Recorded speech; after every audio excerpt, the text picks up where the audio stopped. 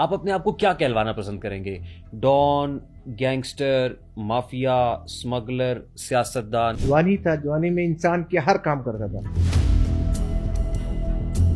यानी एक तो आपने बस ले ली, बस आपने चलाना शुरू किया, एज अ ड्राइवर भी आपने कहा चलाना शुरू किया आपने।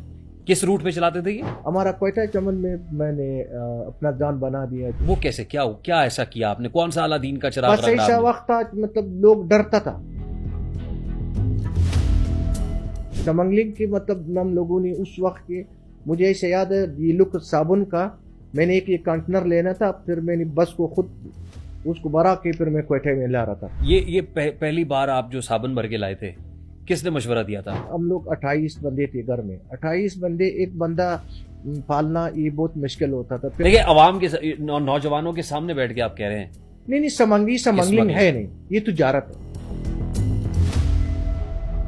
क्या ये अगर वो रिश्वत के पैसों से, रिश्वत नाजायज पैसे से, तो फिर तो हमारा पाकिस्तान में बगैर रिश्वत के अल्लाह को कोई काम नहीं हो सकते। पाकिस्तान में जिन चीजों की सबसे ज्यादा स्मगलिंग होती है उनमें टायर हैं, स्टील है, उसमें चाय है, उसमें डीजल है, तो ये तो सरकारी खजाने को नुकसान हो रहा है हाजी साहब। ये कौन कर रहा है ना?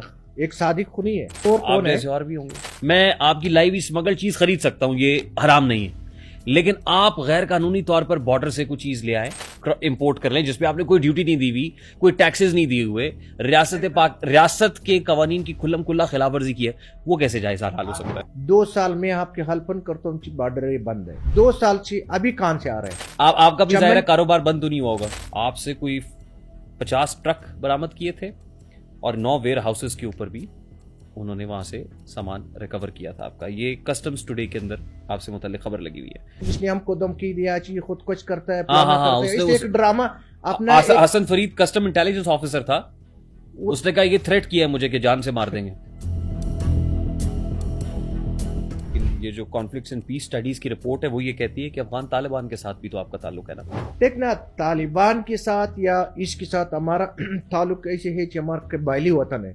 देखें, एक तरफ तो आपकी बातों से लगता है कि आप बहुत मुहिब वतन पाकिस्तानी हैं, बहुत आजिज हैं, आप मुल्क का दर्द रखते हैं, मजलूम अवामी तहरीक आपने शुरू की हुई है, लेकिन दूसरी तरफ आप ये कहते हैं कि स्मगलिंग भी जायज है, स्मगलिंग भी हलाल है और स्मगलिंग से आपने पैसा कमाया भी है। तो ये मुल्क के ऊपर आपने एहसान किया है या मुल्क को चूना लगाया है? स्मगलिंग वो होता है कि फिर आपको बेड़ा करके भी 50 साल सजा हो गया, 20 साल सजा हो गया। आपको तो होती नहीं है ना? ठीक नहीं, आप तो तगड़े आदमी है ना। पाकिस्तान के कानून में स्मगलिंग जायज है या नाजायज है? पाकिस्तान के कानून में ये भी है कि भाई आप रिश्वत ना लो। अगर स्मगलिंग ना हो और तिजारत करने का मौका मिले तो आप दोनों में से किसको सिलेक्ट करेंगे? जो भी देखना मौजूदा हालात है, आप खुद मजबूर करता है इसमें। हम वहां से कोई LC 300 फॉर एग्जांपल, एक गाड़ी ये लेक्सस 570 600 वहां से लाना चाहते हैं पंजाब में, ला देंगे? आपको और इस हमारा पे फर्क है। तुम मीडिया वाला हो, हर जगह में तुम जाके बातें कर सकते हैं, हम जिसको बात छुपा सकते हैं। एक अभी कस्टम इंस्पेक्टर से बात हुई वहां, वो कांप रहा था, वो कह रहा था नहीं मैं तो सादिक खान साहब का नाम सुनते ही कांपते हैं कस्टम इंस्पेक्टर। हमसे इस वजह से डरता है यार, इसका सोशल मीडिया में इसकी नाम बहुत बड़ा है। सोशल मीडिया पे तो और लोगों के बड़े नाम है। अच्छा, ये जो स्मगलिंग होती है इसमें एक इस्तेलाह इस्तेमाल होती है लाइन मिलना।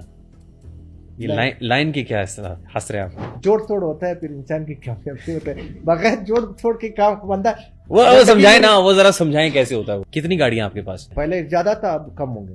पहले कितनी थी? 50-60 था। और अभी अगर मैं पूछूं कि सादिक खान साहब की नेटवर्थ कितनी है? वल्लाह मुझ शुक्र कि अल्हम्दुलिल्लाह मेरे पास दिल है।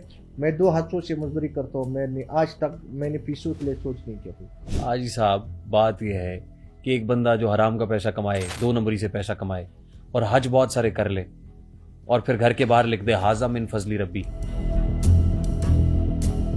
एक पैकेज 50-50 करोड़ के बना रहा है, लोगों गरीबों को देता है, फिर ये हराम की सोच नहीं करता। तो इस सब के बावजूद इदारों की नजर नहीं पड़ी आप पे कभी?